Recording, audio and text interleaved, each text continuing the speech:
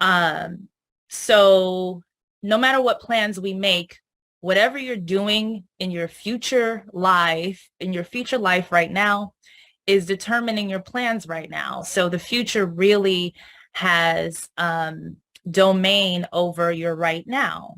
A lot of people say all that matters is right now. I don't believe that because time in itself is a sequential, it's a sequential entity. So it works in sequence. We don't even have to go too far in the future, but um, for instance, whatever I'm doing tomorrow, I'm doing right now.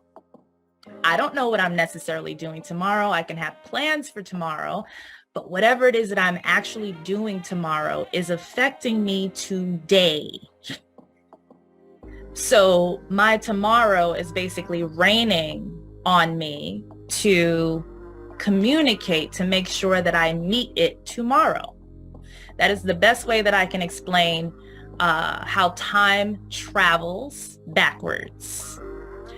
And of course, when something is traveling backwards and we're traveling forward to meet it, that is friction, that is energy within itself, and that's what keeps the entire cycle going. If we were all traveling in the same direction, there would be no friction. I don't even want to say conflict, but there would be no friction or opposition to challenge the energy to create life within itself. I think this is important information now, even though we're in 2022 now. It's still important because a lot of this has created an inner conflict that has created a lot of war within ourselves and amongst each other. And a lot of us are just ready for the Renaissance to begin. So we are coming at the end of a war right now. We're at the tail end of the war. Some people will still be at war with themselves, and most, I hope, will start to understand the development of the Renaissance, the feel good that comes after the storm. So we're working 2012, 2013, 2014. Nothing's changing, but technology's changing. And things are slightly changing. There's something, social media is becoming more and more accessible in different ways. And we're spending most of our eye time on our phones now, like way more than we were before. So a lot of the programming responds to eye observation.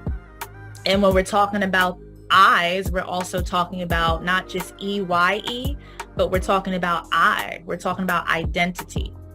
So if we're talking about identity and our eyes are constantly on the screen, and a screen is a portal within itself, we're constantly allowing these light codes to come into our eyes, our identities, to shift and change us over time. So as we're shifting and changing over time, we're not recognizing it because it's so incremental. So with it being that incremental, we're not realizing that as we go further, 2014, 2015, 2016, that we're sort of shifting, and certain people are making decisions based upon whether they are on one side or the other of themselves. Because if something starts hybridized, it's balanced and it's developing.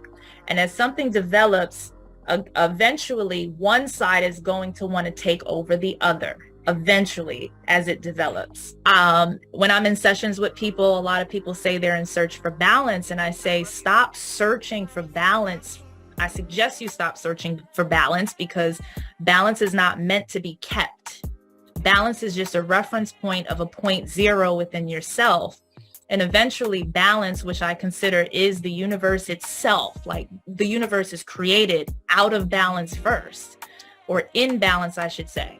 So, so if we are at a point zero in balance within ourselves, balance eventually kicks you over to one side or the other, like forces you to choose a side. No one ever stays in the middle. I always say, even when you're driving, you're never driving in the middle lane. There is no middle lane. You're never driving like on the lines. You're choosing a side to go this way or this way. even in a multi-laned, right? You're still choosing a lane. You have to, or else you cannot drive. So that's what balance does. Balance is just like, you cannot live a life if you do not eventually choose a side of yourself, dominant side. So it's not to say that the other side doesn't necessarily exist. It's just what is more dominant.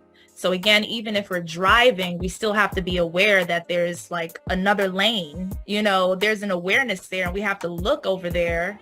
We have to be aware of the cars on the different sides of us, but we're not in those lanes, if that makes sense. So that's kind of how balance works. Balance is just like, you came home into the middle, or a hybridization of yourself has been created.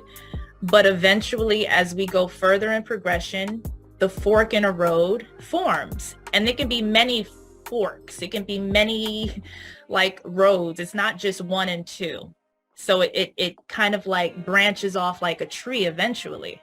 So there are many variables that come with balance. So a lot of people, when they think about balance, they're just thinking about one and two. They're thinking about this side or that side, which is a very rudimentary way to kind of observe balance, because balance creates many different roads and many different paths from the one to the two, and then it creates many. Just like life itself, you have one, then you have masculine and feminine split, just like the atom, and then that creates a branch of family or a branch of ancestry called the family tree. So that's how balance works. Balance just grows into this whole thing that just creates different probabilities.